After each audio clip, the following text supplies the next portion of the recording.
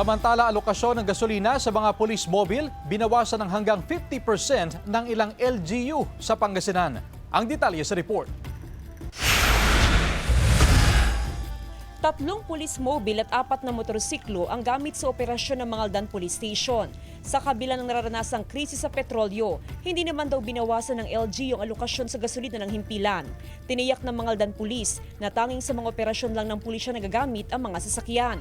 Bawat labas sa istasyon, merong trip ticket.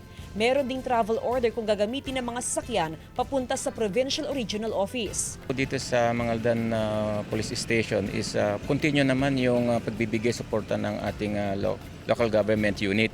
Yung daily routine na sa pagpapatrolya sa lahat ng mga pinapatrohal natin sa babay sektor natin, hindi naman po nagkukulang.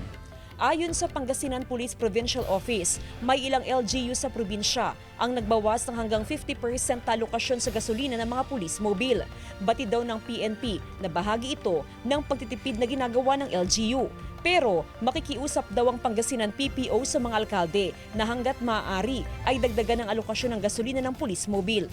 Habang hindi pa nakakausap ang ilang alkalde sa mga bayan na nagbawas ng gasoline allocation, ay inabisuhan ang mga hepe ng pulisya na gamitin o i-maximize ang paggamit sa mga motorsiklo para sa kanilang police visibility.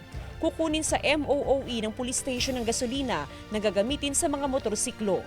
Binuhay ko nga po yung bike patrol, and then I'm encouraging yung mga pulis natin to use their own motorcycle para magampanan lang po yung trabaho po. Kasama si Henry Duminsil, Jasmine Gabriel Galban, One North Central Luzon.